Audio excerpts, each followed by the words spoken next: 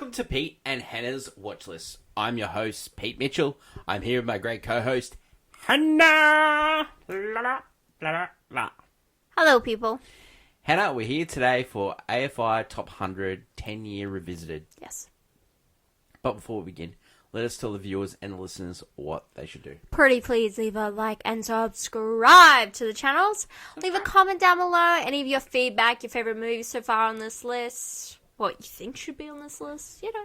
Yeah, any reactions to our top 25 so far.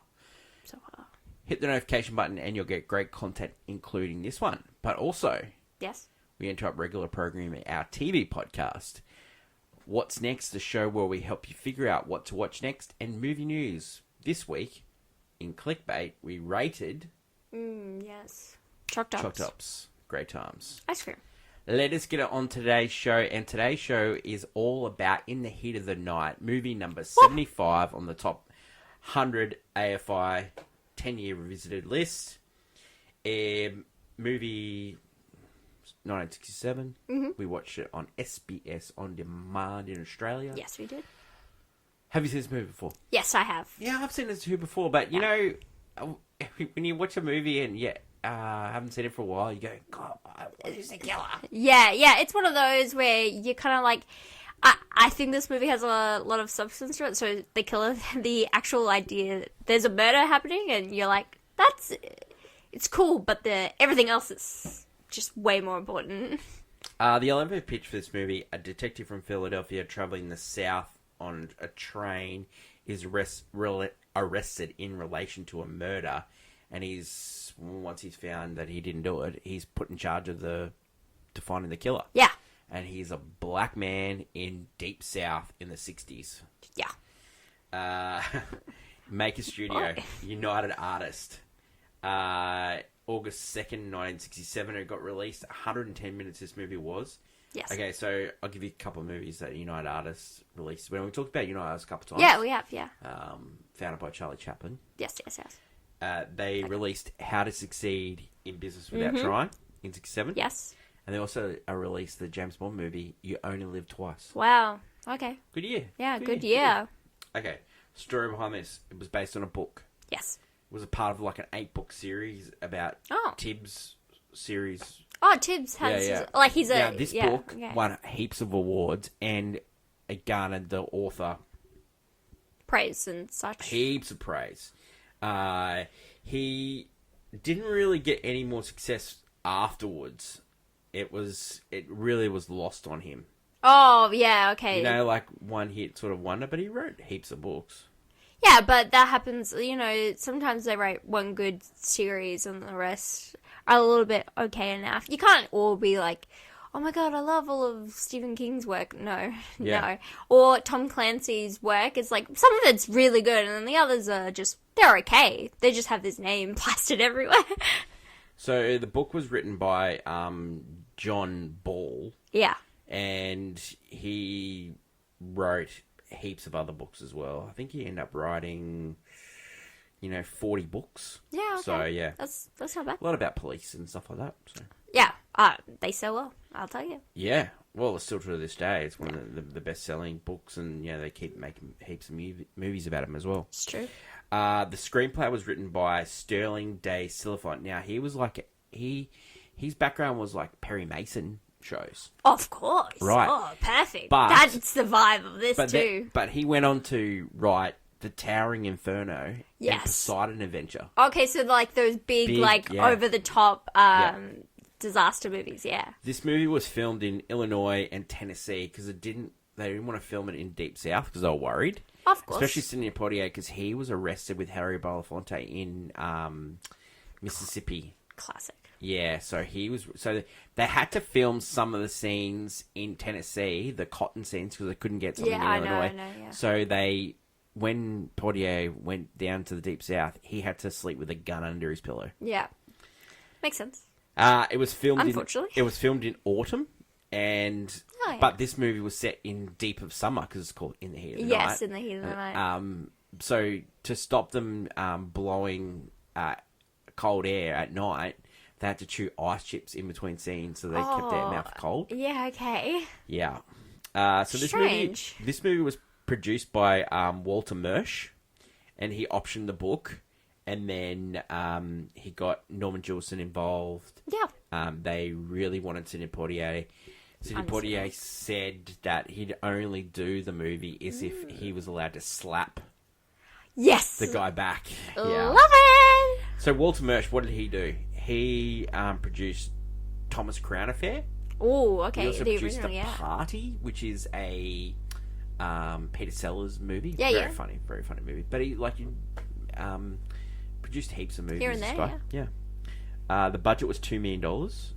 It made over $24 million. It was very That's big. respectable, And yeah. it started a trilogy of movies with Tibbs. The next one was called Call Me Mr. Tibbs. And then the last one was called The Organisation. Both not really critical success and not really box office success as well. Yeah. But, Sidney Poitier probably got paid big time with that as well. He also produced Scorpio, starring the great Al Pacino. Yeah. Director Norman Jewison, he directed Thomas Crown Affair.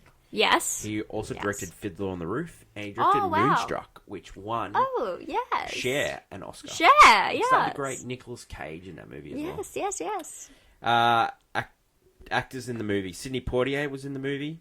Oh, yeah. At the same year, Guess Who's Coming to Dinner came out. Yeah. Two big hitters. He wasn't nominated from either. But this movie won Best Picture.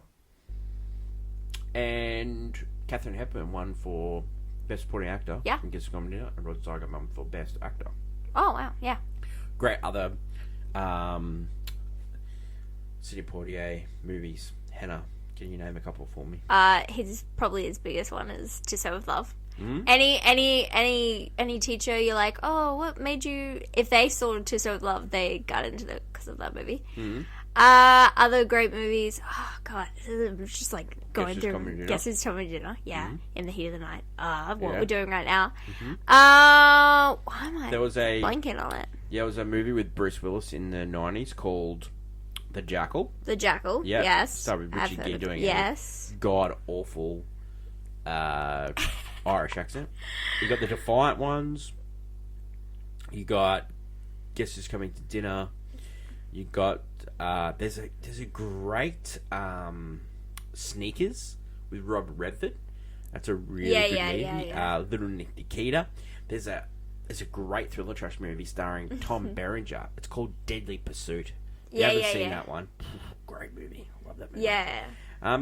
He directed a few movies as well, and he's sort of the archetype of what Denzel Washington based his career on. Which makes a lot of 'cause sense. He started with stage and then went into acting, did stage, and then started directing.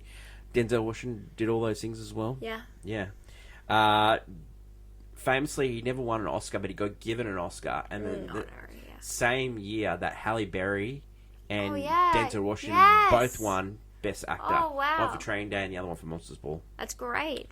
That's such a weird coincidence. The other actor in this movie is called Rod Steiger. Now, they were really good friends, and these were both the first choice for these roles. Now, there was a rumor that the chief of police, Gillespie, was going to get played by George C. Scott, who starred in Patton as General Patton.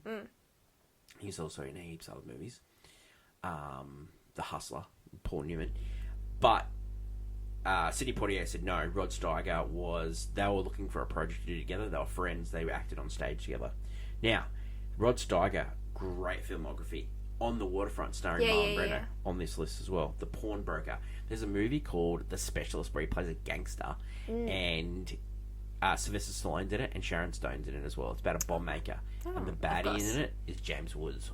Good.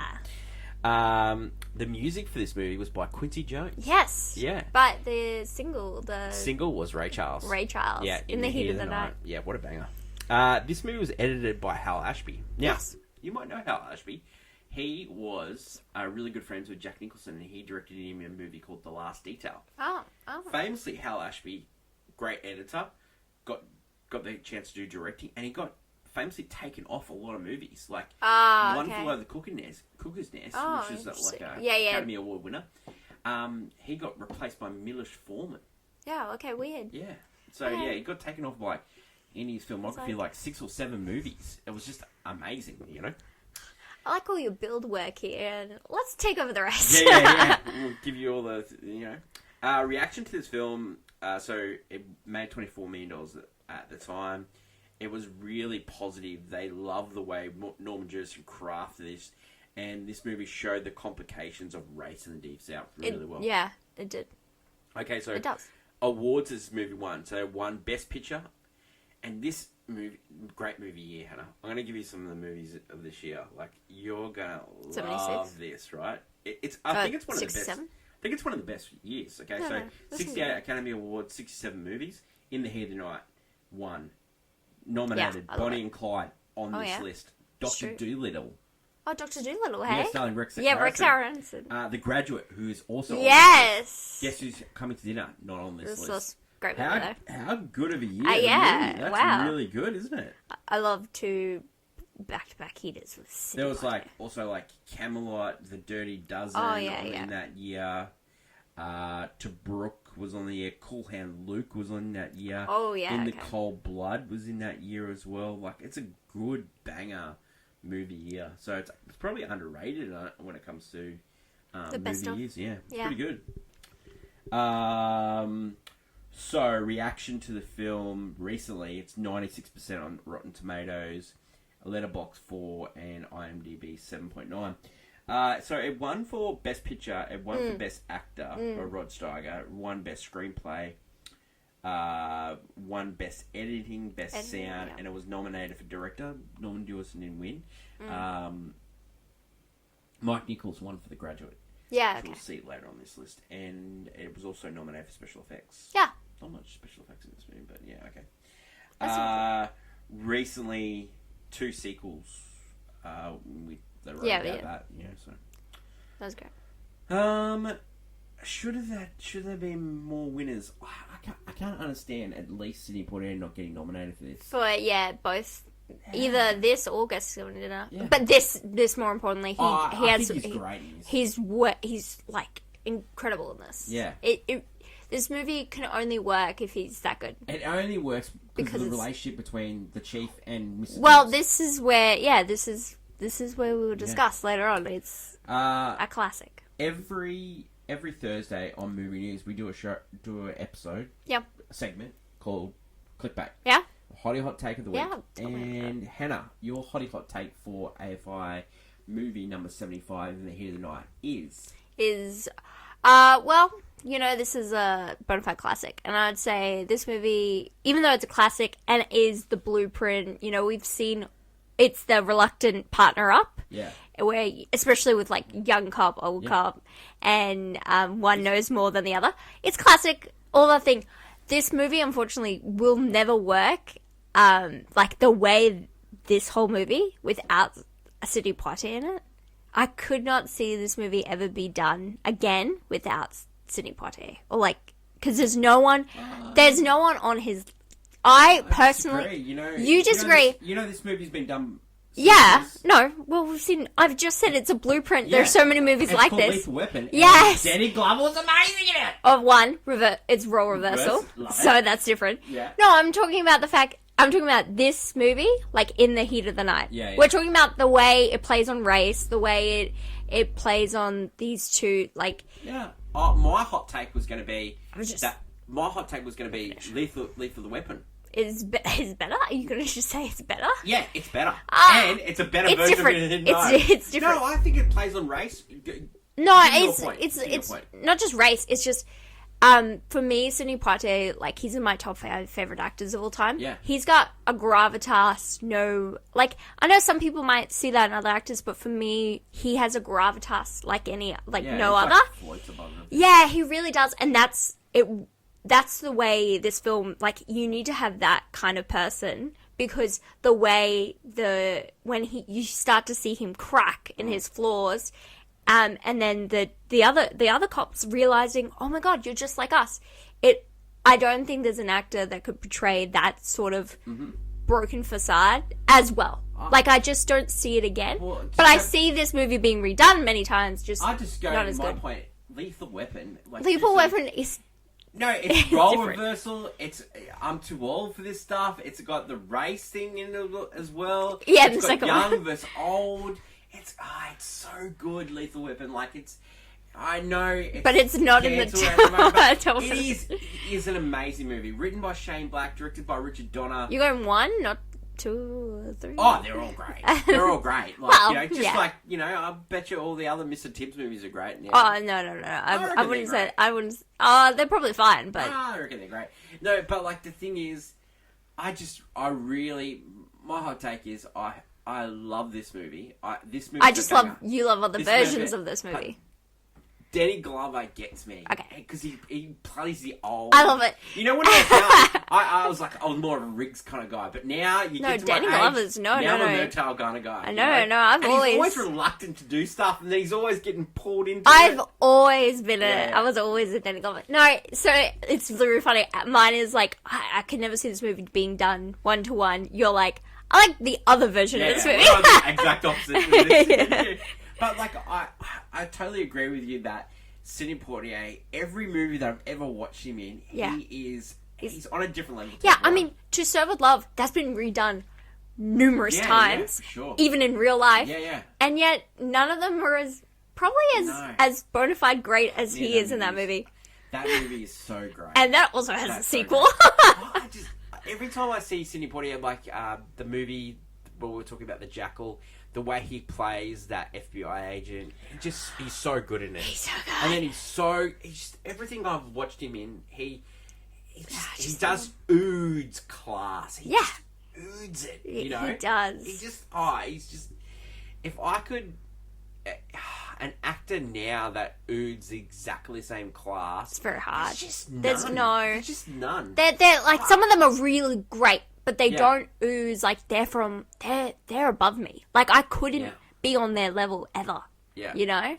Well, you know, You could, and we've seen them all kind of in roles that bring them down Yeah. too. Whereas with Sidney Poitier, even like you know, he's so buff. you know, someone that like oozed that much class, and he just had that charisma. Wait, was okay. Cary Grant? Like Cary Grant. and every time you watched him, Yeah. it felt like he was in a different movie because he was just so classy. He and was very so- classy, yeah. and every time I watch Sidney Poitier movies, exactly the same. Yeah. Just exactly the same. He's just on a different level to everyone. Yeah, you know, yeah, like yeah. and, No, yeah, 100%. and it goes to show Rod Steiger's performance in this movie to keep up with Sidney Poitier. No, he's and great. He's great too because I don't think there could have been a lot of people to really no, like it. because Sidney Poitier would have acted the pants off him, And but he really there are kept up some with really him. great moments between the two that just Yeah. works so well. That scene when they're in the bedroom together, or they're in the house together, In and the he's all house, like, yes, yeah. that was all improvised. Oh, It was wow, just- really? Yeah. It was just him chewing the fat. Oh, that's not even my favorite part with them together. But they're yes, so that's- good together in that scene. It's incredible. Oh, amazing. Okay, so that was our hot takes. Let us know your hot take on this movie. It's strange how we don't talk about this beforehand and then we came up with this all the same thing, you know? But Different levels. Different levels. we're on different planes of existence. let's get on to our review and we'll start with the scene breakdown. Yeah. Okay, so Let's the go. movie starts with a banger. Playing the song. Ray Charles just banging it out. That's great. And then you get the cop, Wood, who is eating a pie, has a Coke. You can tell it's hot. He drives around town. He finds a dead body. There's no wallet on the body. Hi, Chihuahua. The chief of police is chewing gum as in the scene. Now, Norman Jewison said to Rod Steiger, I need you to chew gum. And Rod Steiger goes, no, I don't want to do it. He goes, no, don't do it. And then they started watching little clips back. And so he said, okay, I'm in. It works. How many packs of gum do you reckon he chewed while making this movie? Oh, I don't know, 100? 262 262. packs Wow. of gum. Packs of gum. That's amazing. Like maybe there's like 6 or 7 pieces in it. Yeah, I will say, it actually really exudes something from the character. Yeah. It is like this guy, like, he's just doing it. So Wood is told to go around town, check the pool hall, check the... For any grifters, Grifters, or So he finds a lone black man at the train station. Who's just waiting for a reading the train. magazine? Just reading a magazine. Yeah. This is Mr. Tibbs, played by Sidney Poitier. Virgil He gets Tibbs. taken, and he gets taken back to the station. Everyone thinks that we found the killer. You know, the chief of police By the way, investigates him. We have, he's just acting so calm. Yeah, 'Cause yeah. he just knows. He's Yeah, like, yeah. Whatever that is. He doesn't know who he's dealing with, so he's trying to Yeah, suss it out himself. Then he finds out he's a cop. Yeah. He rings the chief of police in Philadelphia, where Mr. Tibbs is from. And this is the scene where that Mr. Tibbs says how much he earns a week. Oh, yeah. And it's $162.39. And then Yeah. they keep repeating it. $162.39. Yeah, $162.39. Because they're shocked. Yeah. They're shocked that a black man could earn that much money. You know? Yeah. And he's a cop. And he's a cop. And not only that, he solves homicide. Yeah, he's the number one homicide detective in yeah. America. The precinct, yeah. So then the chief of police reluctantly asks Mr. Tibbs to look at the body, and Mr. Tibbs is like, Yeah. Then he sort of, as soon as he looks at the body, Tibbs is in. Yeah, it's also like his chief was like, why don't you help them? And he's like, oh, God. Yeah. I don't really want to catch my train. I want to get out of here. But, he's hooked. So as soon as he goes and shows the body, he's with the mortician. He's like with the doctor as well. Yeah. And it automatically shows that he's an expert. And then he starts bossing people around, which is unheard of in the South, like black men. And here's where people. we're also getting, like, the chief is kind of standing up for him. Yeah. Like, he's like, this guy is going to help us. Like, he's like, I need your help. He knows, the chief of police knows, this guy that got killed, Mr. Colbert, he was supposed to bring all these things to town. He knows it's really important for him to think, and he has no idea who's done it. Yeah, and he's never dealt with this, because this doesn't happen here. So it's like, this guy can be a great assistance. So then, Chief gets word that they're chasing a vagrant down. Yeah. And Could be the culprit. this is when you get a really good scene where they're running through the town. To the bridge and everything. And then the chief finally gets him, and he's got the wallet of Mr. Colbert. Signed, sealed, delivered, the case is closed. Well, Mr. Tibbs is like, no, this is not the guy. Because he's already identified some of the things that could have happened to the body. He's talked to the wife of the murder victim. Yeah. And the chief of police goes, no, we've got the murderer right in here. It's in jail. She's not happy. Then Tibbs and the chief of police get into a fight. And then a few of the other cops. Then you get the famous line. What did they call you up there, boy? And he's just like, they call me Mr. Tibbs. Like he's just being like quotable. Yeah. Been reused in strange movies. If you've ever watched Lion King, they call me Mr. Pig. Like it's been reused time and time again. Well, this so quotable. This was one of the top quotes in movie history as well. It's also just like a moment of him standing up for himself and just being like, they respect me there, and here I am not respected. It's just stark differences. It's so famous, like they made a great. sequel, and that's what they called it. Yeah. So he gets thrown into the slammer, and then he starts talking to the guy, and then it realizes that it's not him, and he is talking to the wife, and the chief's talking to the wife, and then the wife is not happy. She talks to the mayor. She said she's going to pull all the engineers out of the town, and then the mayor gets the chief brought in and says, "Okay, we're going to put Mr. Tibbs on the case." And then because she's asked for him specifically because he's seems. And then you get the man for the job. The mayor saying to the chief, "You're in a great situation here. If he solves it, you can claim credit for it because no one's going to believe a black man could solve this and then crime. also, he doesn't have jurisdiction. And then if you can't solve it, you can blame the black guy. Yeah. 100%. So Mr. Tibbs knows this, and so when the chief goes to him and says, "Can you help me out on this case?" He's like, because he knows he's going to be the whipping boy here. You know, he actually says it to a guy. Later when he's trying to get his car, gets a car. He says, "I'm just the whipping boy here. I'm just the guy that's going to." He knows. So Gillespie,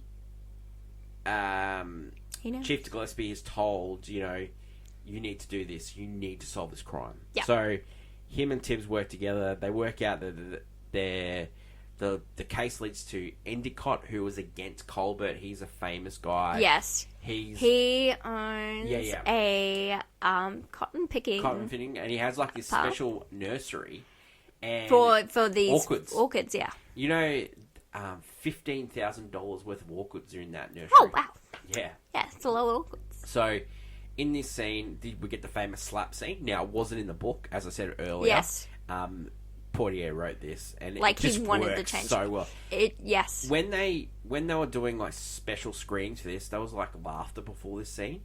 You know, like the way the chief everything is. Then it just stops. It stopped on its head in the cinema because and Norman Jewis goes, "Yeah, we've got a really good thriller here." Because what it is that shocks people. It shocks people because the way the scene's set out is there's an uncomfortable bit to it because you have the chief not knowing like why he's kind of interrogating this guy, and you have Tibbs who is kind of like trying to get him to basically confess, what's this guy here last night, but before he does that, he's trying to learn about him and realize this guy super racist. Yeah. This like guy. Said, of course you chose that flower. That's the one that needs the growth. Yeah, that's the blackest flower here. Yeah, and so one Sidney Poitier's face when he's shocked when he's hearing this is the same face I had. It was golden, but yeah, it's and then the slap just.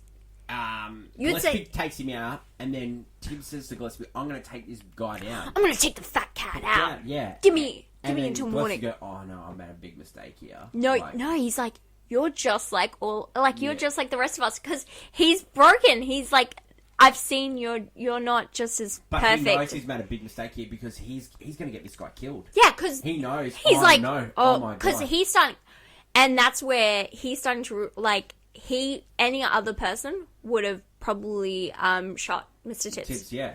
And so the mayor actually says that you got to get this guy out of town. You need to solve this case. The last chief would have done it. Yeah, because the last chief would have shot this guy and claimed self-defense. And it's just because, but he has a soft spot because he knows this guy can help us. Yeah. But also, I'm like, no, I like the guy. Like he's reluctantly. This is the bloody cop driving through the town, and he gets chased down by 4 guys. Yeah. And you get the scene where they're attacking him with weapons, and then the chief comes in, saves the day, and then they have a bust up as well, like the chief and Tibbs as well, they yell at each other. Yeah, which is great. It's their thing. But it's like he's the chief. The chief is being like, I can't come in and save you every time. Yeah. This can't keep happening. With me, yeah. So then Tibbs goes to Gillespie. We need to go with Wood and work out what he was doing on the night of the murder. Yes. So then they follow it, and then he calls on Wood and says, "Mate, this is not the thing you're going around. You changed your journey here." And then he gets out of the car, and then Wood goes to Gillespie. "You gonna let him talk to me like that?" And Gillespie's in the back of the car, great Rod Steiger right there. It's I don't get.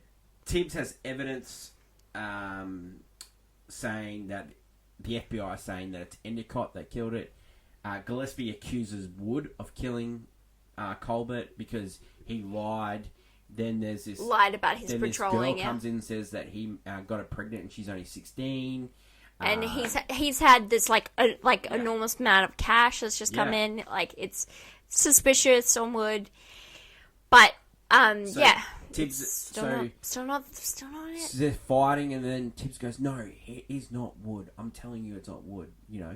And then Tibbs and the chief are at the chief's house because he can't stay anywhere else. He has to look after him. Yeah, he's gonna get strung up, literally. And so they have a moment in this house, and where they really talk to each other. It's a heart-to-heart. And they go, both their lives are not going great. They're all they're on their work. They kind of in the same boat. Yeah, they're the same. And then the chief shakes out of it. He goes, "We're not the same," And then Mr. Tibbs get a phone call, and he goes, knock on the door. Then they go to this lady. Yeah. Did you know that the lady that they go talk to, she's arranging the abortion for young Purdy, that is his mum, and guess who's coming to dinner? I It is, yeah. Wow. Can you believe that? Wow. Yeah, Did same not here. see it. Anyway, so then Purdy comes to not Purdy, the killer, along with young Purdy, comes to kill Yes. Mr. Tibbs. Comes to get the No, abortion. they come to get to the abortion. So Then they're Mr. gonna- Tibbs, because he figured out that whoever impregnated Purdy. Purdy is the person because they would have, originally stolen Yeah. money out because there was still $300 missing Yeah. and they didn't know where it went. So the original 4 white guys plus this new guy Purdy are coming to kill Mr. Tibbs, Yes. and then Mr. Tibbs goes, brother, "Oi, you need no, you need to kill Wood Yo, because yeah. he's the one that impregnated his No, sister." it's the shopkeeper. Yeah, he's the one that got you. Not Wood. You need to. So then suddenly Mr. Tibbs gets out of the jam. We get the confession. the Purdy brother Yeah. shot, Yeah. unfortunately, in the tuffle. Unfortunately. And we get the. I mean, we but get the confession, and then we get Mr. Tibbs leaving town, and then they have like a good moment, the chief and Mr. Tibbs, and Yeah. it's the end. ciao. That's for Daniel. What a movie! Yeah. What It's a a movie. thriller. Did the unveiling of the killer and all that work for you? Because it worked for me. Yeah, I no, thought it was works really good. because it just works. It's a good change. He's been working on it behind the scenes because they've been locking up people, and he's been getting the information from the people because he's willing to talk and find out why and Mr. what's Tibbs happening. says to the chief, "I got this wrong. I got this Yeah, wrong." he was like, You know? because he was so caught up. Yeah. I was caught up in my own thing. See- I wanted to take him down, Yeah, but I that's on him. realized Yeah. it's not, It's something else. and that's great. Like it's great great detective work. detective work, great moral superiority. Reason to see this. It's a great suspenseful thriller trash. Yeah, it's one of Love the it. best. One of the I love best. it. Great detective Chef's story. kiss. Any reasons not to? No, I I can't. liked it. I cannot think of a reason not to see this. No, I think it's really good. It's I love this. it's incredible. It 100% deserves to be on this list. Yes, I think 75, I maybe think 70. I don't mind. I don't mind. I reckon give me 5 more up. Yeah, I don't I mind. reckon it's around this space. I Yeah, think it's good. if there's It was never on the list before. This is a new entry. yeah, I mean, we've only really gotten French Connection as a cop Yeah. Cop We'll dramas. get another cop one next week. Yeah. So as cop movies go, which you gotta have on the list, definitely Well, should be up here. If not I higher. would definitely watch this again. I'd definitely buy this on Blu-ray. Yes. Hannah, Yes. rating for this one. What are you feeling? Well, we gave Second- French Connection a banger. I think this movie is exactly the same. I think this movie is an absolute banger. it's a banger. Yeah, It is. It Yes. just really is a banger for it's me. a banger. Oh no, 100%. I was going a banger. It can be more if it wanted to be. In my heart. That is in the Here of the Night, movie Yeah. number 75 on the AFI Top 100 list. Yes. Next week, movie number 74, Silence of the Lambs. Okay. We get great Okay. thriller trash back to back, All and right. also we get quotable movie as well. Great acting performances, so we're really lucky these couple of weeks. Don't forget to leave feedback, good or bad, and let us know what you want to see on the channel. Yeah. That is my great co-host Hannah. Hello. Until we catch up for next week when we Silence of the Lambs. I don't please. Great. Oh wow. That is my lovely co-host Hannah. Long live cinema, especially when you're getting great movies like this. It's bye. Bye.